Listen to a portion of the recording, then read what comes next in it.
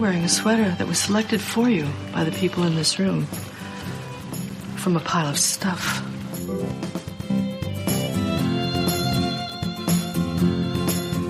Give me a full ballerina skirt and a hint of saloon, and I'm on board. I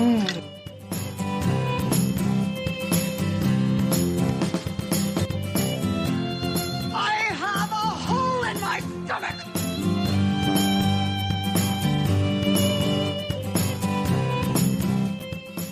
I can't go back.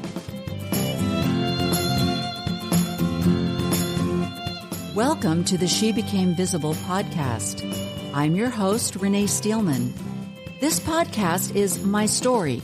It's your story. It's our story. It's all the stories of all the women who one day knew that it was time to remember who they were, who they are, and stand up and be seen.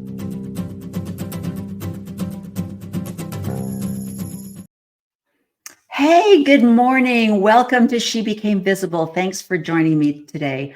I hope you all had a fabulous Valentine's Day. I just want to let you know that I don't really love Valentine's Day, but I am in for a theme. So give me a theme and I will totally run with it. So I still have my Valentine's-y, Valentine's-y thing on. It's I'll go with a theme, it must be a female thing. That's why we all get matching outfits for our Relief Society adventures, right? I don't know. I belong to a community that has a lot of pickleballers, and I've noticed that all of these women, once they form a club or a group of people that plays pickleball together, they got matching uniforms. So I don't know what it is about us, but this is what we do, right? Anyway, welcome. And we are going to have a fabulous podcast today. Of course, I will be joined by my co-host, Lila Tuller, and we have a special guest, Amy Logan. I'm sure that many of you are familiar with her because she's been doing a podcast and TikTok and Facebook and Instagram for a long time, but I have just found her. And let me show you how I found her. Absolutely. Hey, Lila. Welcome, Amy. Hello. Thanks for having me. I don't know why your TikTok popped up. I am getting a lot of referrals lately. I'm finding two things. Tell me if you guys are finding this on TikTok. It has at the very top, follow, and then it has the shop, and then it has for you. So it has recommendations for people. Well, I used to just quickly go to the follow so that I was only getting messages from people that I was following. I wasn't interested in the for you because they were just recommending a lot of people. Sometimes I'd find people, but now I'm finding that the follow is nothing but commercials. It's nothing but promotion, people promoting products.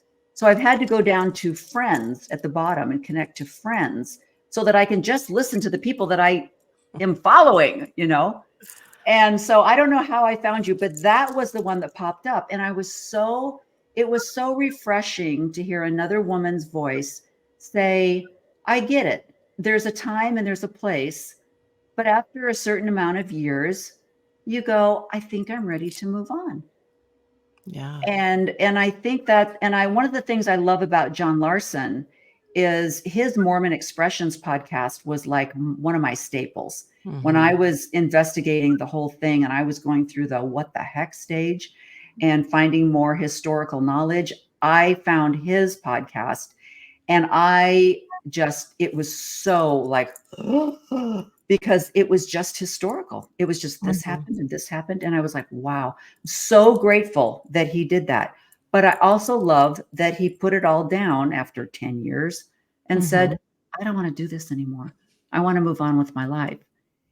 And so that's, it's only taken me about 4 years I listened to an interview with a lady, and I forget if she was a psychologist, but she talked about her father. And she said, I saw something happen to my father.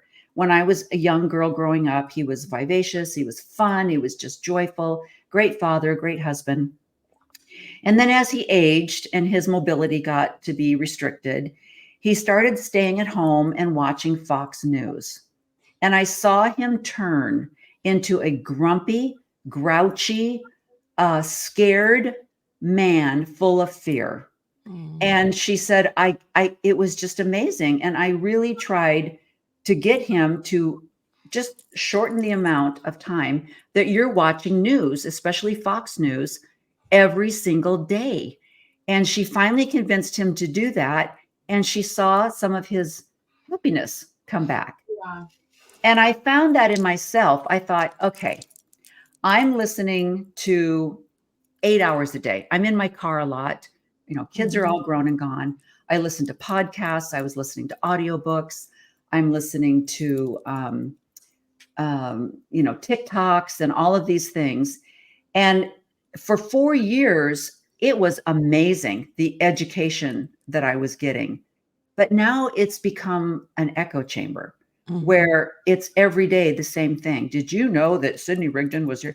Did you know that, and I'm like, yeah, I did. I learned that 3 years ago on a hike when I was listening to a podcast, But here's the big but, and I'm sure that we'll all talk about this.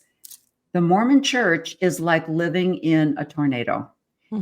It is twirling and twirling like crazy. And I think those of us that have left the church are afraid to completely step away because we don't know what's coming around the corner, these changes that they're making.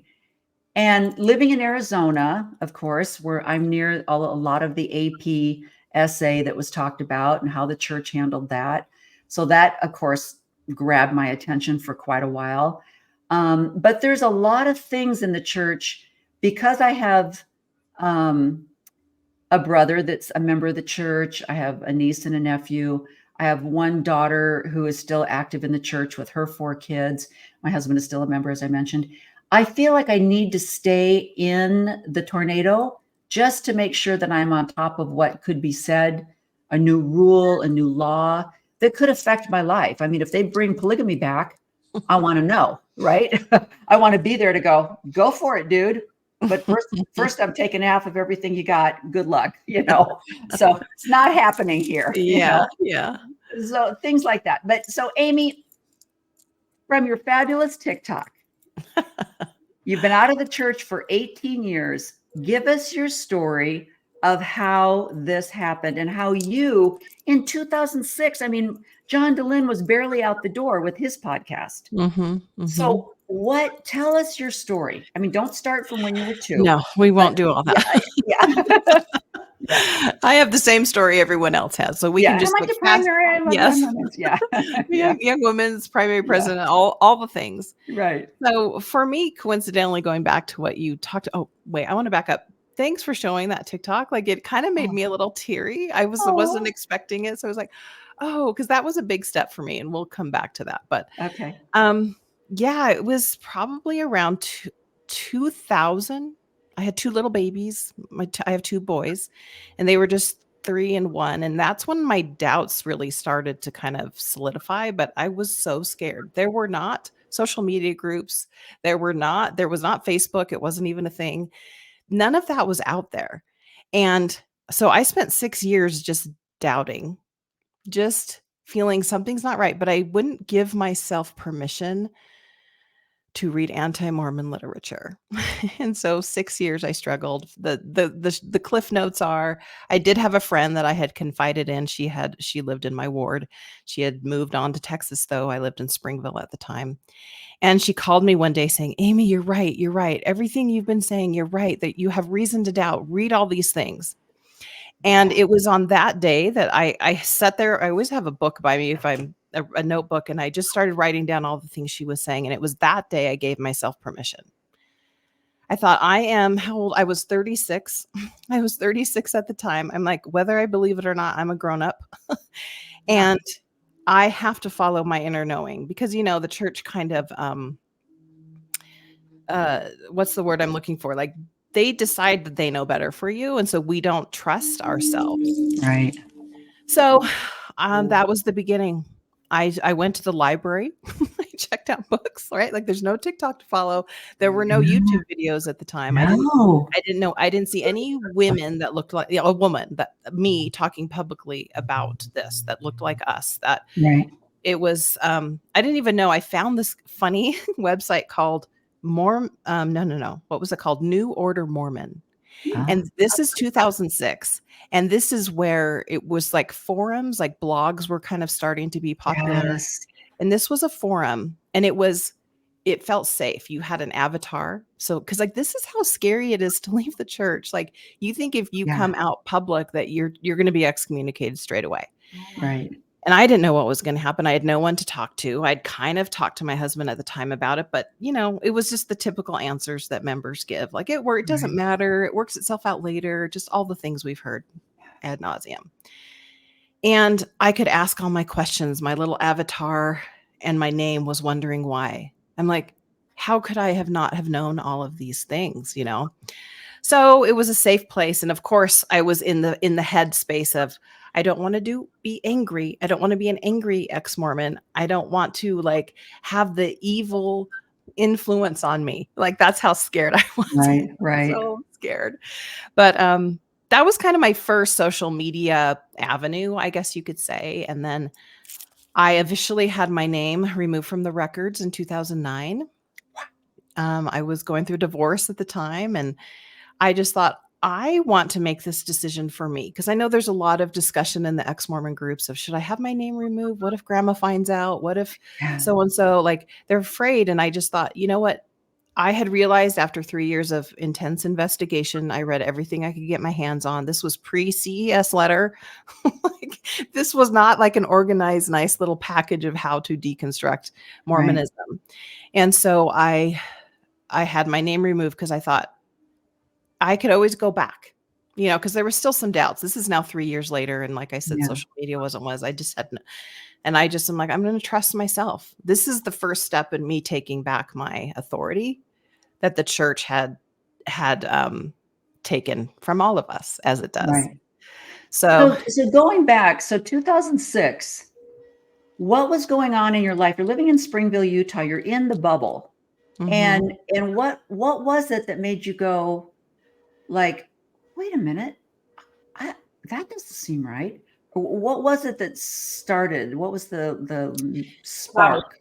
The little tiny thing was actually back when I think we had just had our first baby. We were living in a Provo ward. This is probably 1990 something, 98 probably. And my husband was in a bishopric at the time. He wasn't in the three, like the first, second counselor bishop. He was the ward clerk or the secretary or something like that. Yeah. And the bishop was going to be released soon. He'd done his 5 years. He was cleaning house. So he had all of these excommunications, these courts of love that needed to be taken care of. And my husband would be gone 5 nights a week delivering the letters to the people who needed to come in for a church court. And I remember this is the first shelf item. My first shelf item was, I thought this was a family church. And here I am, 28, with my little baby and my husband, and he's gone 5 nights a week, not even including Sundays, which is, as we know, a whole day of meetings. But that was an easy one. We moved into Springville from Provo, and I forgot about it because it was over and it wasn't. But when I was in Springville, I started having a big issue with polygamy, D&C section 132 and all the things. I'm like, this says that we have to live this law later, right? Like not here. And I just had a big issue with polygamy. And that was probably my biggest shelf item. Yeah. And so the minute that I gave myself permission, that my girlfriend called and we had this big talk, it was more like a panic talk. But I remember thinking, why am I not trusting myself? I knew that something was wrong, but this is how fear works, right? For 6 years, I was terrified to even explore because my church leaders have told me that you aren't supposed to read anti-Mormon literature. But as we all know, that once you leave, it's just the history. It's the history of the church. Right. And for whatever reason, I was never, I know the reasons, but I was never taught that Joseph Smith was a polygamist. I had no clue. Right. My husband at the time bought me Rough Stone Rolling by Richard Bushman. And, did he do that thinking that was safe because it was from Deseret Books and Richard Bushman? I think so. You'll understand. And he was actually at BYU getting his master's, his MBA, and he was doing his, doing school. He was in an executive MBA program, which meant he worked full time and did school at night. So it was kind of like we were back to the 5 nights a week gone. Yeah. Yeah. But I was reading everything I could get my hands on deconstruction and the Mormon church and the history. And, you do become fascinated with it. Like, how did I not know any of this? Yeah. And so I figured he was getting his master's degree in business. I'm getting my master's degree in faith deconstruction. There you go. Basically. Yeah. So I was reading so many things at the time that I could. So that's kind of where it started. And then, as you know, one thing leads to another. And you're just like, I knew nothing. And I was the straight arrow. I was the good example. I was the Molly Mormon, Yeah. I was all in. And you didn't have the gospel topics essays to go. Nope. to. Nope. You didn't have a podcast saying, Nope. hey, this is happening to a lot of us. Yeah. You were kind of on your own thinking, am I being bad reading these things? Am I being bad finding out things that I shouldn't know about? Am I gonna get in trouble? Like those are the things I would have probably. I had with DNC 132 as well, and I remember asking my father about that, and he said, "Oh, don't worry about that, and don't worry about that. That's just that was back then, and we don't have to worry about that anymore." And I thought, well, it says that it is. If you hear about it, if you learn about it, you have to live it. So you're telling me we don't have to live it? And he said, well, maybe in the next life. And I was like, wait a second. Yeah. Yeah. It just gets worse and worse. It does. Yeah. The hole that you're digging just keeps going. Yeah. Yeah. Rabbit hole. It just goes and goes. And I think it's so interesting that we have been so indoctrinated to think that it's the man, it's not the system. That when we have, like, I remember I didn't put, my boys were in Cub Scouts. But when they would go through the Cub Scout program, once they got out of the Cub Scout program, there was no incentive in our home for them to get their eagle, because I saw that they weren't getting their eagle. Their mother was getting their eagle. And I saw that. And I just thought, and one of my biggest faults is I'm a perfectionist. And so I'm like, what are the rules? The rules are this young man is supposed to find a community service to do. Well, he wasn't doing that. His mommy was getting things set up, organizing everything, collecting everything for him. He shows up on a random Saturday and gets credit for organizing this cleanup of a baseball field and gets an Eagle Scout award. And I'm like, I'm not doing that. And my husband played sports, so he never was big in the scouting program. So he didn't really push it either. But I resented that scouting program because I saw, really, you're going to ask all these members of the ward to contribute money to an outside auxiliary program, but you do nothing? Why don't we do Girl Scouts? Why aren't we doing the American Red Cross? Why aren't we supporting the brownies or whatever and buying Girl Scout cookies? And I saw that. And like you say, I didn't even realize that I had a shelf because I shoved everything under those stupid men, those darn men. It's just the men, but God didn't do this. These stupid men did it. So we're going to look past that. And I'm just not going to do it.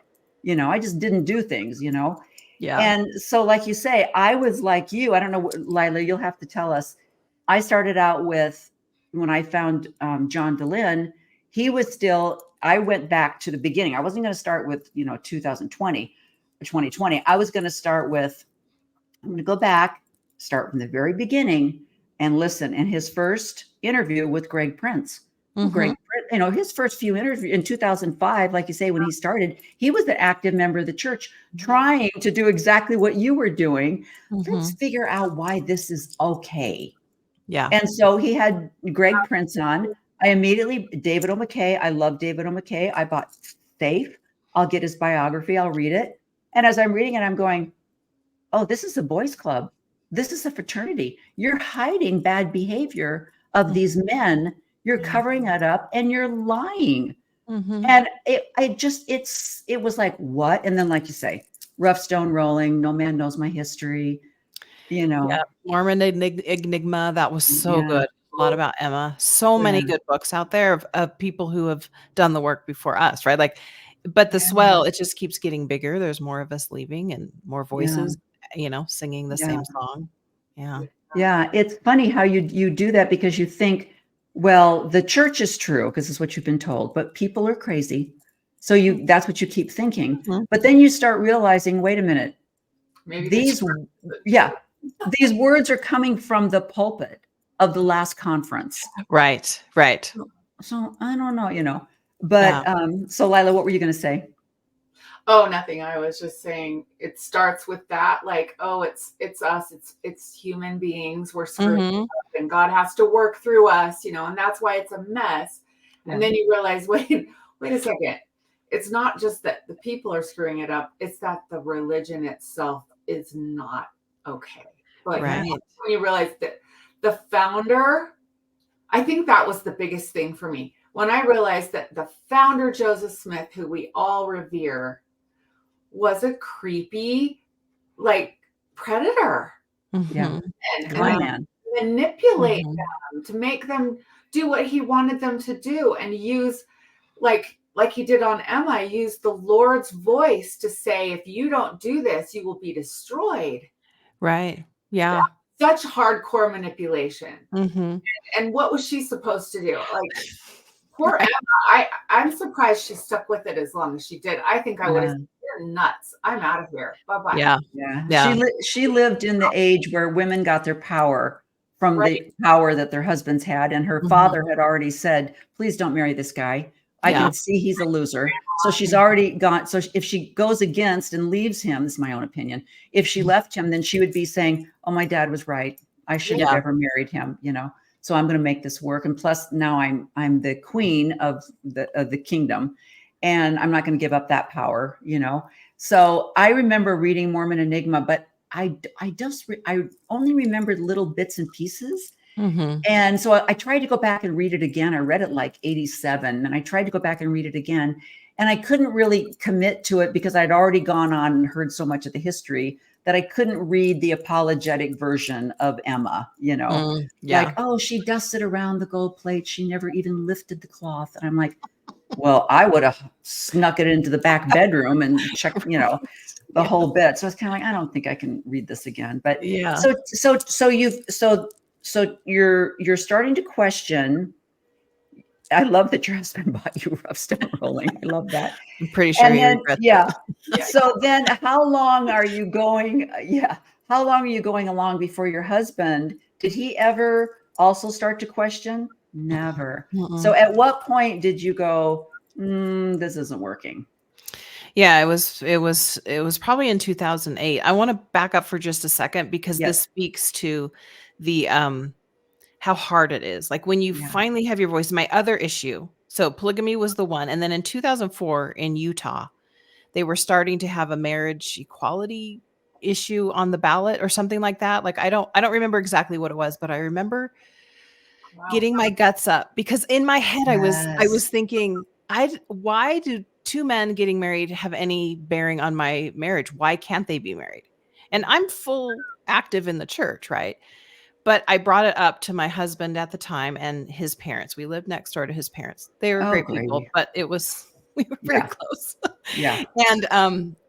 And I was shut down very quickly. And I remember thinking, this isn't right, but I didn't have the words. I didn't have the vocabulary. I just had this inner knowing that something's not right here. So I would say LGBTQIA plus issues, polygamy, those were my heavy shelf items. Okay. So anyway, as far as with my husband, it took me a while to like bring it up to talk to him about. And he was never rude or like anything, but he just kept coming back to maybe something else you've heard a lot is I can't deny my spiritual experiences. Yeah. That kind of thing. And I'd be like, but look at this, just read this. And I remember one time this is probably to go back to your question. This is probably when it solidified for me. I was having a tough time. I was trying to tell him all the things, like we have our talking points when you leave the church. It's like these 10 things and he put his arm around me. We had a lovely master bedroom. I had a built-in bookshelf and he put his arm around me, walked over to the bookshelf and he goes, see this bottom shelf with all of my MBA books? I don't expect you to understand and know all the information that's in there. I don't know all the things you've read. And I remember in that moment going, but this is like our eternal salvation. Yeah. It's one thing to have to get your MBA, but then to I felt very dismissed. Mhm. I felt Absolutely. like my heart and soul has been poured into this primarily alone. Yeah. And it was heartbreaking.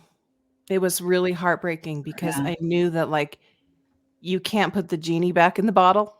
Yeah. You can't make it work. And it had been about 2 years and I just, we were just kind of doing this, just kind Yeah. of but I'm the one that decided to leave and it's so hard. Yeah. It's so hard and it's so Well, and multifaceted. don't you feel as though by leaving, you're just following that stereotype that Mhm. people are like, I'll see what Mhm. happens see what when. happens? Yeah. Yeah. Yeah. And it was hard because so we weren't in Springville at the time, but we were in the county. We lived on a farm, beautiful. We had just built our dream home. Like we were set, you know. And I remember like my family lived in California and my best friend had just moved to Texas. Uh-huh. And now I'm like really alone because he had a big family, eight siblings, 7 were alive, and they all lived within 30 minutes of each other. So Oh, gravy. that was my life. Like I didn't. Yeah. How do you have non-member friends in Right. Utah back then? Like that wasn't Right. really, especially in Utah Valley. So it's just like it Your was ward is your neighborhood. totally. It's impossible. Your pickleball group is your ward. Yeah. I Mhm. mean, it's not in people don't understand in Utah, there is no group like, well, I'll just, leave and go join a knitting group. Well, they're all in my ward. Right. They're the entire PTA at the elementary school is in my Exactly. ward, Yeah. So yeah, Exactly. it's a little bit more Yeah. difficult. Yeah. So it was a very lonely time for Yeah. sure.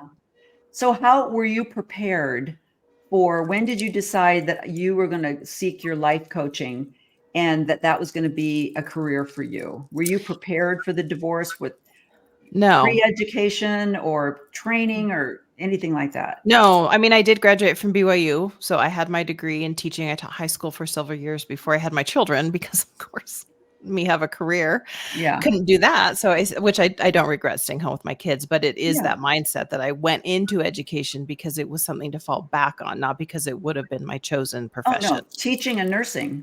Yeah, That's it. yeah. Those are the only So, two offerings. Yeah. just the same thing so many of us have done, and Yeah. I call that from 2006 to about 2010 my free falling years because I didn't know up from down. There was no support structure. I didn't know that I had religious trauma. I didn't know what was happening. I didn't know about patriarchy. I didn't know about all of these things. I just knew that organization that I belonged to was wrong Yeah. and I Yeah. couldn't be a part of it. So I had met someone. I was flying back to California, staying there for 2 weeks, coming here for 2 weeks. It's quite the scandalous affair, but it was lovely Yeah. and fun all at the same Yeah. time. Yeah. And I didn't have my legs under me yet. Yeah. And so it wasn't until about 2012 that I decided I'm going to help. I don't know what to do or how to do it. But I'm going to start a YouTube channel. Ah, And that ties back to my what I said and when we started here today, it was like I didn't see any women. I never saw a woman's face right. representing what had happened. Like Right. I'm going to get emotional thinking about this because that was baby Exmo Amy, still 6 years out, but still like, I just have to put a face to this. I need people to see that there are women going through this.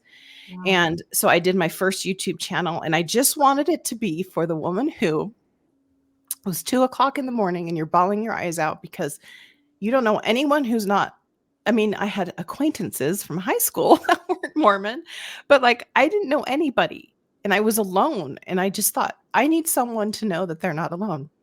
So I didn't set out to be a life coach. I thought I didn't really know what that was, but I guess I did know what it was, but I don't know. I just needed to help. So I started making lots of videos and that was a lot because I was not prepared for the backlash from the trolls. Like I had I had no idea that was a thing. Wow. And so but I just kept doing them and I probably did pretty consistently for a couple of years. And then just as is anything else, I kind of got burnt out and I wasn't a life coach. So I didn't have anything to feed it to, but people would email me. I was a life coach in the sense that people would Yeah. email me and I would give them support and they would write me pages you Yeah. know? And so then I would write back to them and maybe never hear from them again. And so part of it was just like, this is hard and it's very emotional. Yeah. Because it is a re-triggering of sorts. But my whole point was, how can I be helpful? That's probably part of my Mormonness, right? Like, how can we help people Right. who are struggling? Because I just don't want that woman to be alone struggling. And so I did that for quite a while. And then I started officially life coaching, like charging for my services in 2018. And I did get certified, and I have a beautiful coaching practice now, but it, and I love it. Like, I love that part of it. I am very burnt out of the ex-Mormon stuff, but if I'm with a client, it's fine. All of my Right. burnt outness goes out the window because I get it. We're here. But Right. that pulling out of those groups on Facebook, and I've even had several people leave comments, but oh, that's so sad for all those other people. It was a lot for me. Yeah. Right. I'm 18. I also have a story. I also have a healing journey. And to be constantly, I've probably stayed in the game way too long as it is. Like, Right. there's so many great people who are helping now. And I'm envious of the people who are coming up behind me that get it.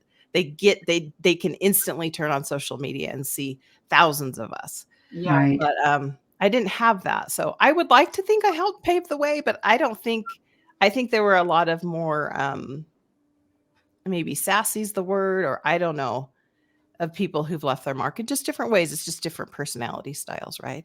Yeah. Did you have a lot of people, Lila, when you did your Mormon stories? Did a lot of people reach out to you afterwards? Still are.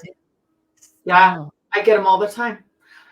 Just talked to one today, in fact, guy. And, it's shocking to me, but these are people who are just now starting to dive into the Mormon stories, I guess rabbit hole, you could call it. Because they're just starting at, like you did, Renee, went back to the beginning, first one, and start binging them. And they finally get to me, and I'm, mine was only 2019, so it wasn't that long ago, but I still get people that write me and say, I just just watched your podcast all 4 hours. I just need to vent. Can I just vent?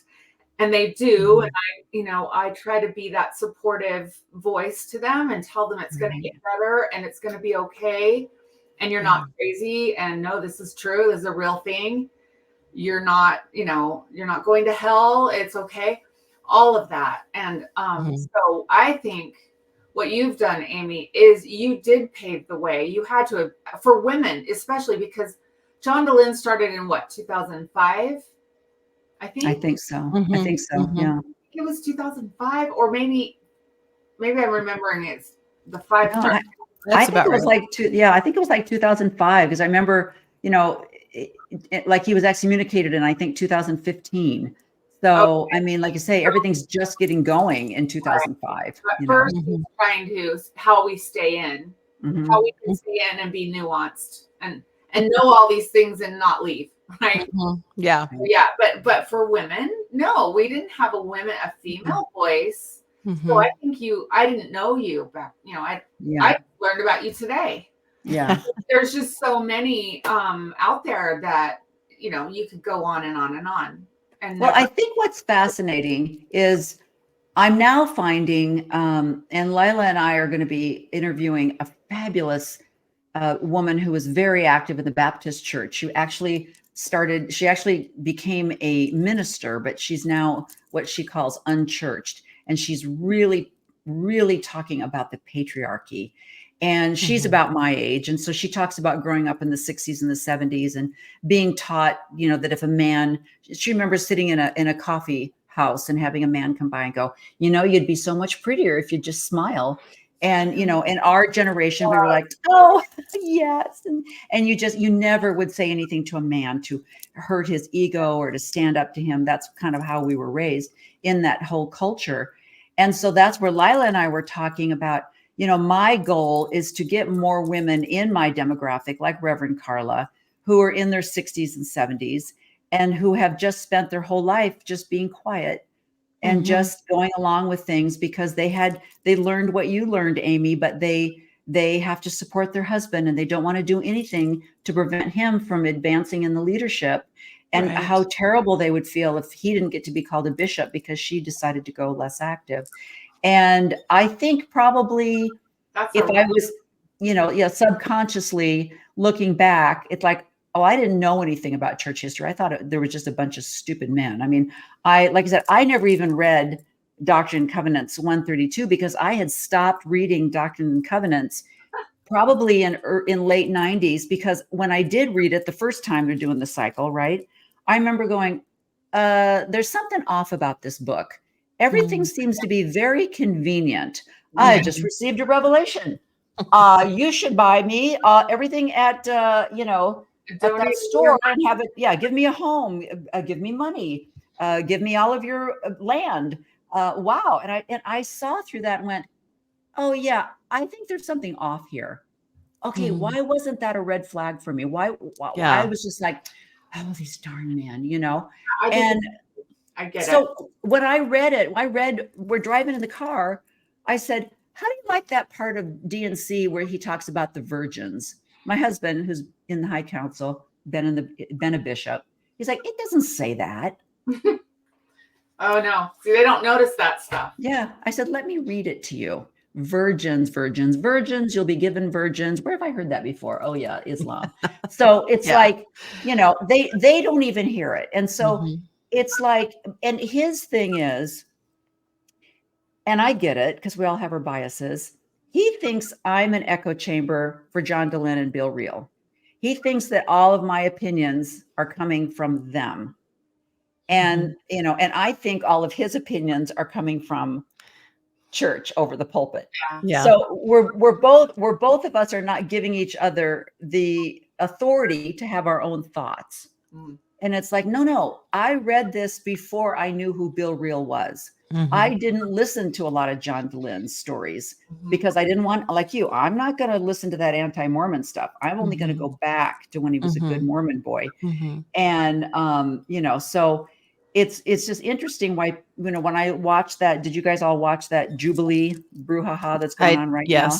And I listened to these grown men say, well, we don't practice that anymore.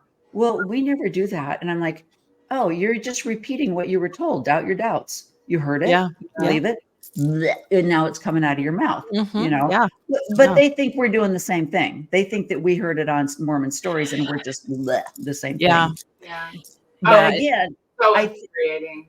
But I think, again, it's because you have that privilege. Because I have a fabulous on the, the end of first part of March. My guest is Allie Henney, and she is a Black activist woman. She has a beautiful chapter where she just says, and she's talking, it's a little hard to listen to sometimes as a white middle class privileged person, because she's calling us out on our white privilege. And she has a checklist. And one of the things she talks about is if you're in a system that claims to be diverse, that claims to have equal rights, but it doesn't do this and it doesn't do that and it doesn't, you need to get out. And so, so I think, well, you as a man, when you went through the temple, you didn't have someone say, you can't talk to God. You go through him, let him talk to God. Yeah. And that was in 2018, Lila, when I was like, yeah, I'm not going to the temple anymore. I'm not doing this anymore. This is ridiculous. And he was like, I don't get it. What's the big deal? I said, you didn't hear it. You don't hear that because you're a white male privileged person. So you didn't experience the bishop that when you went in and said to him, excuse me, I'm the primary president. And you and my first counselor in primary just told me that she and her husband, who's in the bishopric, decided that this should happen in primary. And they just wanted to let me know that he's going to go back and there's going to be some changes in primary. And I said, you and Tim were talking about this? So I go to the bishop and I go, excuse me, I'm the primary president. Why is my second counselor talking with your second counselor and figuring out primary things? And he just said, well, Tim's in my bishopric, so that's how it goes. And I'm just like, See, you didn't ever experience that, you Yeah, know. yeah, yeah. So it's all a matter of what you've experienced, and then you put those experiences with your new knowledge Mhm. that you go, "Oh, yeah, I see how this works now," you know. Yeah, yeah. But my main thing is how do we get these women to feel comfortable as a life coach, teacher, how do we get these women that are 65 years old? They've raised their kids. Mhm, Her husband's retired. mhm. He's like, I want to go on a mission. And she's like, good gravy. I just want to. A I break. thought I was going to take up my painting. I thought Mhm, now it was my turn to mhm, take up my painting. But I guess if that's what you want to do, mhm. that's what I'll do. Yeah, it is that it is uh, the biggest part of my work is teaching women to trust themselves because our stories are just as valid, if not more, than Yeah. the lived experience of what it is to be a Mormon woman. And Yeah. so, I mean, I believe you can't convince anyone of anything. And even Yeah. when I'm coaching, I never tell my clients what to do. I just teach them that their brain has the answer and here are tools to help you. Okay. So whether it's self-confidence, trusting yourself, how to set boundaries, how to deal with, family and relationships. I mean, here's the secret. Not to answer that question, but with coaching, what I'm finding is our experience of being Mormon, ex-Mormon is the connector. When clients come to me, we sometimes talk about the church, but we're usually talking about just life, all the things that Mm, surround. And so it is good to have that common connection of having lived the experience and what it is to go through that paradigm shift. I always like to say if you've gone through the paradigm shift of leaving the faith, it is a fundamental piece of your brain that you flipped upside down and now you're seeing through a completely different lens. If you've done that, you can do that around your money story. You can do it about your body issues. You can do it about your oh, relationship with your husband. You can do it with anything. My oh, tools aren't necessarily ex-Mormon specific. mhm, mhm. Put anyone in front of me. I'm going to make your life better. I'm going to help you see how you can take your own brain. Because listen, your brain that creates suffering, no matter what it is, whether it's going through anything, is the same brain you have to use to create something different. So Yeah, you this is can't say, what well, you this got. is my ex-Mormon brain. This is my mom brain. This is my Yeah. wife brain. Yeah, Yeah. it's all together. And so that's what I love. And of course, I am liberal, I'm a feminist, I am an ex-Mormon, I am many things. But part of turning the dial down for myself was leaving the groups because at some point you have to, just like you had to make a conscious choice to leave the church, Mhm. you have to make a conscious choice to leave ex-Mormonism, if Right. that makes sense. Like I hate to say that, but Yeah. I have been out long enough to just see, and I would swear now, but I won't swear on yours, Yeah. to see the cycle again and again. It doesn't change, it's just the players change. And then all the ex-Mormons swoon to get the next person on their podcast that can talk about this, who's most connected or Yeah. celebritydom in ex-Mormon world. Yeah. Yeah. And I'm just like, I can't do it anymore. Yeah. Yeah. I can help people. Damn it. If you come to me, I will help you no matter what you're struggling with. But for my soul, I have to now start putting that division between the constant bombardment because after 18 years, and it's definitely amped up in the last, I would say 5, Yeah. 6, 7 years. It's really like the dial is just like whoop because there's so many more people, which is great. I mean, that's wonderful that so many people are leaving, but I see so many people getting stuck in the constant cycle of all the podcasts and of all the things. And so when I chose to do my podcast, which is called Ex Mormonology, it's not about history.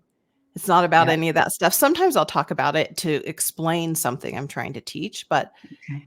at some point you have to turn that volume down because it will drive you crazy because it doesn't end. I think when I spoke to you the other night, Yeah. it's the song that never ends. It Yeah. never ends. And the church is constantly giving us all a platter of craziness to just bitch and moan about. Yeah. And here we are. Here I am like, oh, I too can pull myself out of those groups. I can still be help. I can still speak what I want to speak. But I'm done with the Yeah. constant noise. I Yeah. need to quiet that down in my own head because It doesn't stop. Yeah. And that Well, is like kind of like sparking your trauma again and again and again and yes. again. Yes. That's not healthy at all. Yeah. Mhm. Yeah. Yeah. No, and that's exactly what my goal was when, leaving Mormon discussions. That's exactly where I was. I thought, there's a lot about aging or about being a woman in 2024 that's so beautiful and so wonderful out there. And if it takes something about, if rather than talking about having the strength to leave a church, why don't we talk about getting your strength back in general? Yes. Let's Exactly. talk about, let's just talk about mental health in general. Where Right. are you mentally generally? What are you Yeah. struggling with? Mhm. And if you can have the strength to say, I need to say, you know what, honey? We've been married for 50 years. I don't think you'll starve to death if I don't have dinner on the table at 6 o'clock, like I've been doing for our whole Mhm. married life. You're in Mhm. charge of your own meals now. I love And love yeah, and if you had the strength to do that, then maybe the next step would be, you know what, honey? I don't want to go on a mission. We've already gone on one. Oh, wow. I'm going to start my painting classes again, like I said. And that's every Thursday. And I love my teacher and I don't want to leave. So that's another step in your Yeah. autonomy, Yes. taking back who and Mhm. then maybe that would give you the strength to go, you know what? I just read Rough Stone Rolling.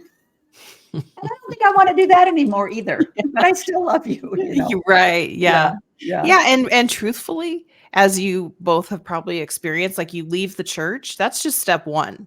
Yeah. Then you've got racism, like you brought up, to Oh, deconstruct, because yeah. I'm coming from my privileged place with that. Yeah. I need to Yeah. find out ways. When I started down that road, yeah, it's a huge piece of awakening. It's another level of awakening. Patriarchy, right? Like homophobia. Like think of all the things that leaving the church is the gateway to the deconstruction of all the systems, because now you see it very clearly as a system. How are you showing up within those systems? Are you doing the work? Are you internalizing what it means to be racist? Are you listening to people who have the lived experience of being a person of color? Are you listening to people and not thinking you know better?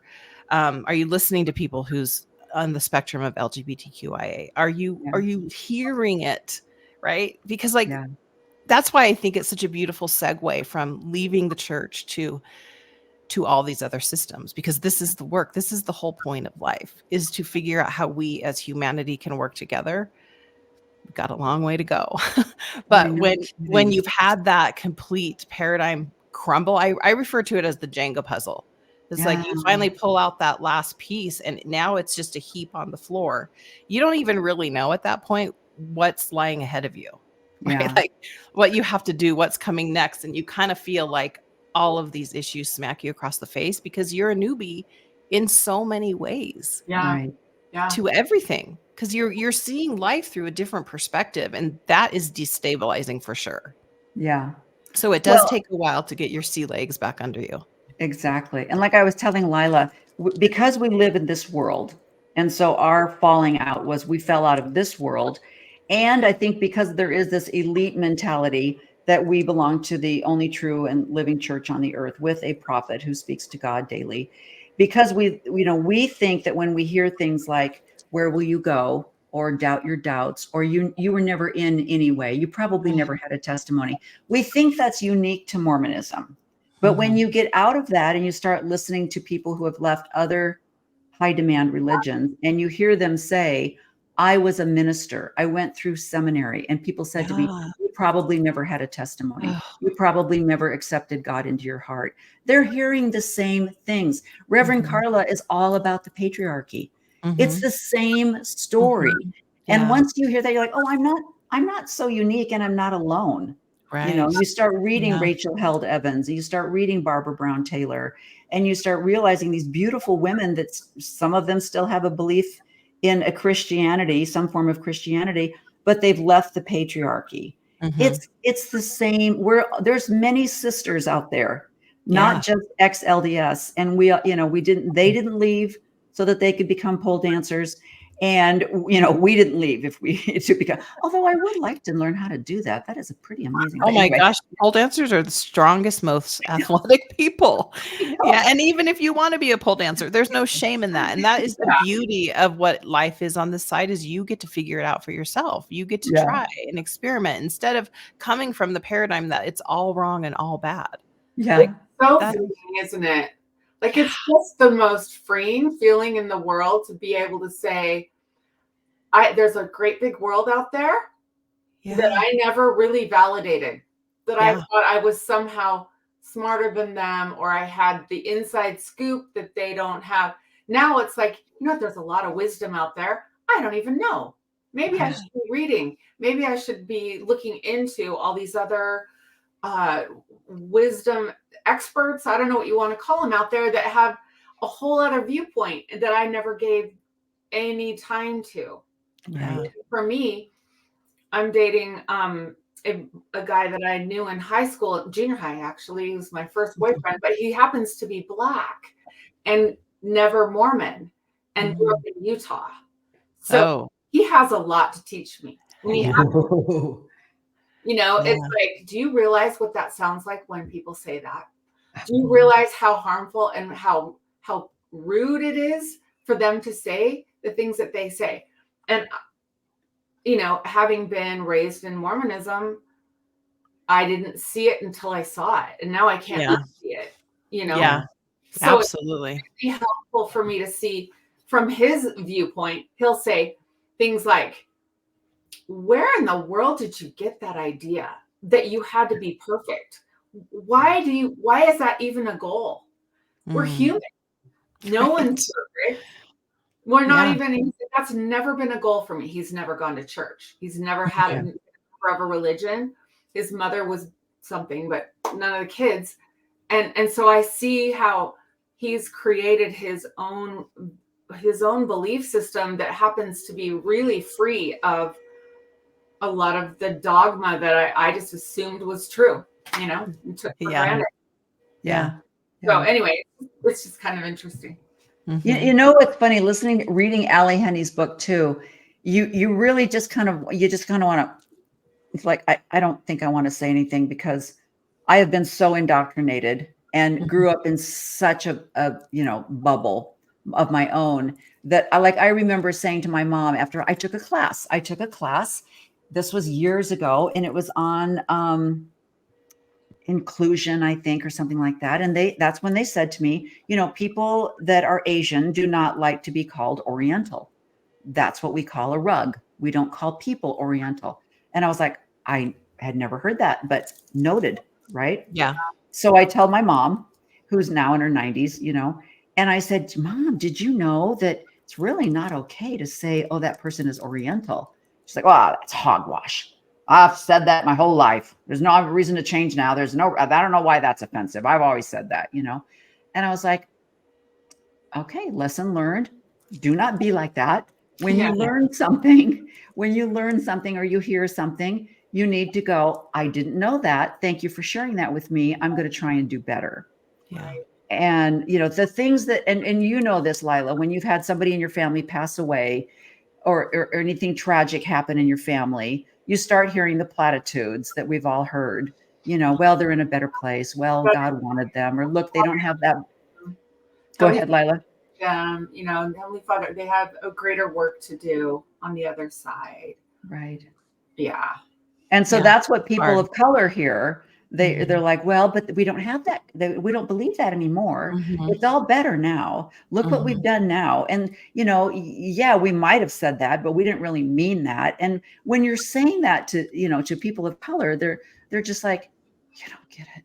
There's more to it than that. And we need to be able to learn that. So what are some things, Amy?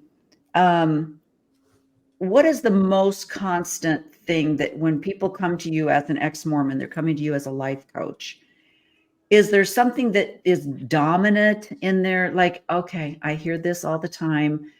Like you were saying, these are some tools I need to give you because you do not have these tools because of the indoctrination. Is there anything like that that really stands out as a dominant loss? Toolbox? You know? I think it's when you're just in it, right? Like growing up in the church, like you don't realize how indoctrinated you are. And so when my clients come to me, I'm able to show them their brain basically on how their religious indoctrination is showing up over here, even though they think they've moved on from it. Right.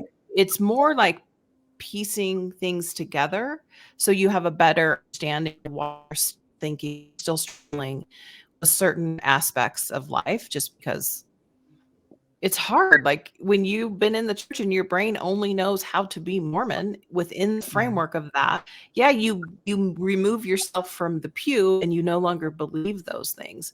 But your Mormon brain is still working, right? Like Right. for most of us, we were conditioned way before we could even speak. And so it's in us. And so when we can start to unravel the pieces, we're able to come at life's decisions with a more objective view, of a more strategic way, I guess you could say, versus flailing about. Because Yeah. when you first leave, you feel like I don't even know. I'm trying to put a word to what I felt like. I felt foreign in my own family and in my own structures that I lived in. I'm like, none of this makes sense. Right. And so I wish I would have had the tools back then, because it's really hard. You guys know, it's like, Well, and you know it's what hard it to is? It's explain. like if you go through the Fowler stages of faith, and you realize that most people start reaching this critical thinking skill about 13 years old. And then when they start I going, didn't have it. I don't think that's right. I'm going to start making my own decisions. But Mhm. if you've been raised to not use any kind of critical thinking, Right. then as a 36-year-old woman or Mhm. 45-year-old woman, you don't even know how to think critically of anything. Like you say, Mhm. I just downloaded a book on the founding fathers as this is another one of these, what? They Oh, weren't yeah. Christian? They didn't all pray? They didn't read the Book of Mormon like Tim Ballard said? What? Yeah. I Yeah. mean, I'm embarrassed. I'm Yeah. embarrassed at my lack of knowledge that Mhm. if somebody would have asked me if George Washington chopped down a cherry tree, I would have said, yeah, I think Yeah. so. Didn't we sing that song? Mhm. Christopher Columbus, yes. Yeah. I mean, I remember years ago reading Howard Zinn's book on Christopher Columbus and going, wait, he did what? Mm. Genocide? He killed Mm. people? So it's not the story we've all heard. Once you get out of the Mormon land and you start realizing, oh You no, question everything. and you find Mhm. out that there's been this whitewashing of our American history, Rome. I mean, where do we begin? And then you can Capitalism. Yeah. yeah. Then you can start putting that same thinking. It's like, I Yeah. don't understand why everybody's so upset with Jeffrey Epstein. Let's go back and talk about Joseph Smith. Right. You don't have a problem with that, but you think Jerry Epstein, he was terrible, but Joseph Smith conning people out of their money and taking their wives, that was okay. He had his Yeah. own little island. It was called Nauvoo, you know, Right. and he brought in the guys. The Yeah. guys all got there. It's the same thing. Jeffrey Epstein, Yeah. Joseph Smith, Mhm. same. Mhm. But nobody wants to see that, Mm-mm. because they're not Yeah. allowed. Well, it's overwhelming. Like Yeah. if you knew when you left Mormonism that you'd be deconstructing America, you'd be deconstructing racism and homophobia Indigenous and people, colonization. Yeah. all the things, and capitalism and everything to boot. Like, I don't know that we could do it. It's just like being smacked in the face, like you're tumbling in the ocean and the wave keeps knocking you over. It's like a lot. And so you kind of peel it a little bit at a time and you educate yourself. And I think it's a beautiful becoming. Like, I think it is perfect for us to Yeah. be unraveling all of this, because Yeah. it is about us. And I think that's too what I try to focus on in my coaching. It is about you and your story. Yes, you Yeah. have a partner. Yes, you have children. Yes, you have family. But if you're not doing okay, none of that matters. And it's okay to move yourself up, because you guys know this. When you leave the church, if you're feeling equal, like I did with even my husband at the time, we were a pretty good team. We were equally parents, and anyway, when you leave, you're demoted. Like your Oh, your your family doesn't want to know. My family didn't want to know. They said, Do you think I'm stupid? Well, I like my bubble. I like to live in my bubble. That's what I heard too. Yeah. And so you feel demoted. And my goal is to help you not demote yourself. Move yourself back up, because your thoughts in your head are creating that demotion. Yes, it's probably true that your family says all the things that we hear everybody say, or that they think that you've been influenced by the devil, or that you read anti-Mormon literature, and, whatever the story is that they say, they don't really know. A lot of them don't even ask. My family didn't ask why I left the church. Really? They don't And want to so they don't want to know, because they like the bubble. The bubble's great. When you are a Yeah. white woman in the church, you're, and you have the priesthood through your husband, and you're living your life. Cause like I had a wonderful experience in the church. Yeah. My life in the church was wonderful.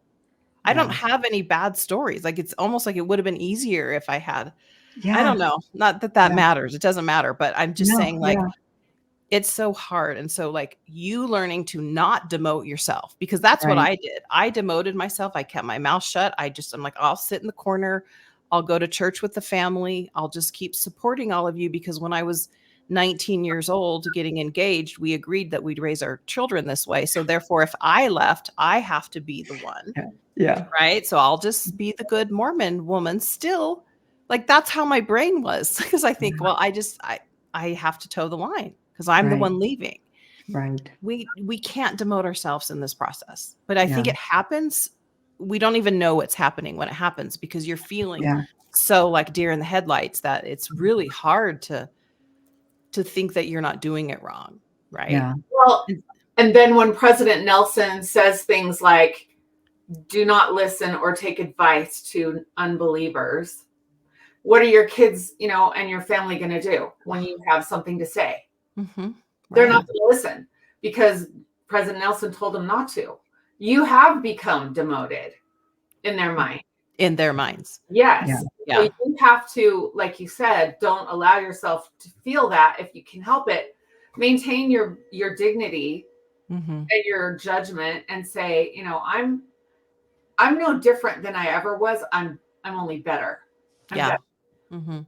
They won't see it that way, but you have to see it that way. I get what you're saying. Yeah. Because we've all experienced, and there's another thing my boyfriend says, we in Mormonism who have left, we have arrested development. We have developed like the rest of the world. We're stuck. Yeah.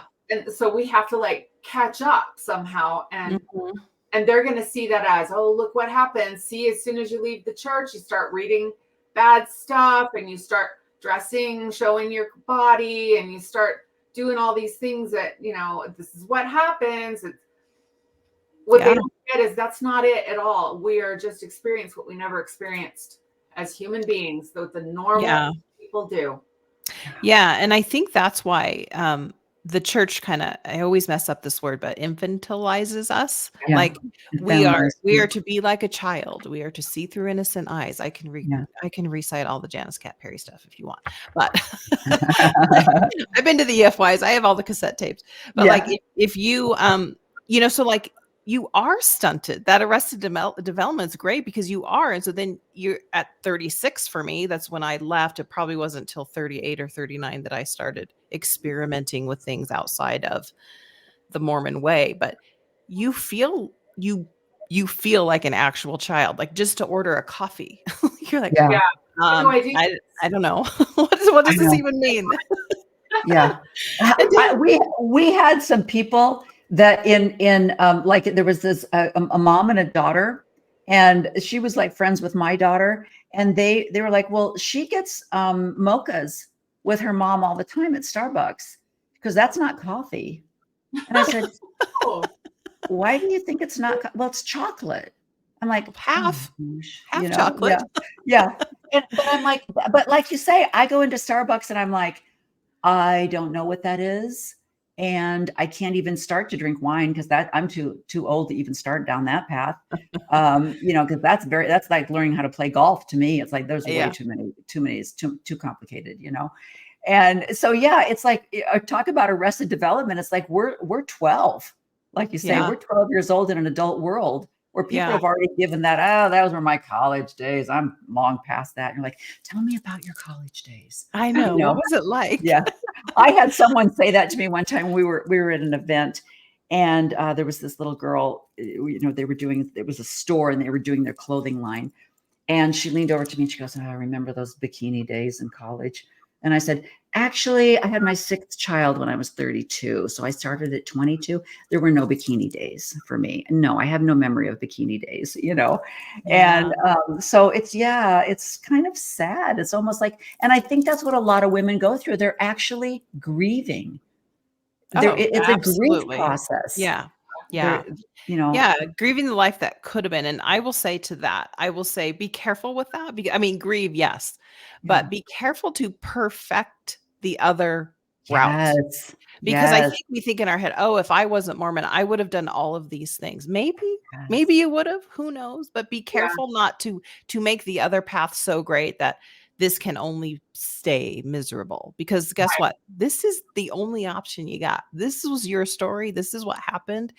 You survived a faith crisis, which I'm not joking when I say that. Like, I thought I would have rather have died the moment. And this was, I think, my first or second podcast. I talk about the moment when all the pieces aligned and I realized the church wasn't true. I laid on my living room floor wanting the earth to swallow me up, because I'm like, I have no idea what's on the other side of the door. Like Truman, the Truman Show. Like, I don't know what's over there, but I know that I am no longer the same person. Yeah. And so it's just so hard, but I am so thankful for it. Like, I know that sounds probably churchy, but I am glad that I had to do that. I'm glad that my brain had to flip upside down, because I see the world so differently now. And if I had stayed stuck, that would have been worse. So, yes, I don't like that I was raised Mormon, but I don't know anything else. And it actually is interesting. I think it's interesting to have gone through what we've gone through. I do too. We've learned a lot from that.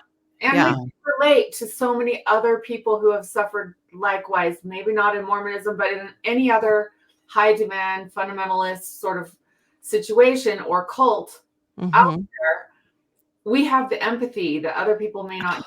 Like, they're just going to look at it and say, I never would have believed that. I never would have done that. I would have said, F you to that. And I'm like, no, you try being a 2-year-old and being told how to live, from that point on. You wouldn't have think you would have done.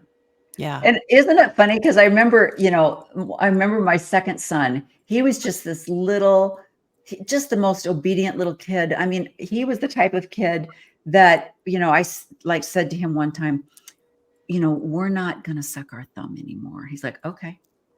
I mean, it's like, is that the rule? I didn't know that was the rule. Okay, if that's the rule, I'm going to follow it, And so 3 years old in primary, he's getting up and giving up, a bunch of golden keys are mine that make each day with sunshine shine. Good morning is the first key. And he has this whole thing memorized. He gets an applause. And we start these kids at 3 years old. And I remember about 10 years ago sitting in the primary program going, I think this is indoctrination. There's something off about this. Yes. I don't know. Tell them what to say. I believe the church is true. Yeah. Follow the prophet. Follow the prophet. Yeah. I remember when I was in my full deconstruction, I was still going to church, doing all that. Sorry, my phone is dinging through my computer for some reason. I remember walking down the hall past the primary room, hearing that song, Follow the Prophet. And I was like, this is it. Yeah. Oh my gosh. And it was the creepiest feeling I'd ever felt. I thought, this is so bad. Wow. And my kids were probably in there. You know what I mean? Like, at the time. I mean, I did it to my kids too. Yeah. I'm going to write a book. It's going to be called, Oh, Well.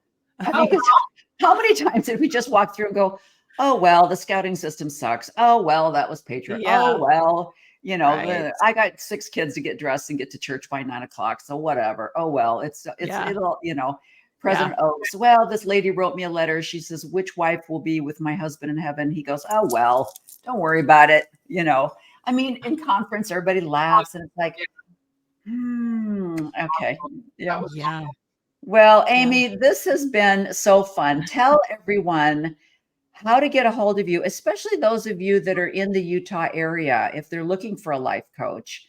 Oh, I Boy. have clients all over the world, Oh, quite frankly. excellent. Okay, so I you're do doing it. I do things via Zoom. Yeah. So my website's amyloganlife.com.